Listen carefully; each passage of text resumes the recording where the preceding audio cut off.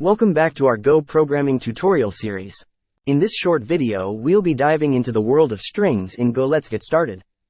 Go uses strings as a fundamental data type for text representation, enclosed in double quotes. Here we declare a variable named message and assign it the value hello Go.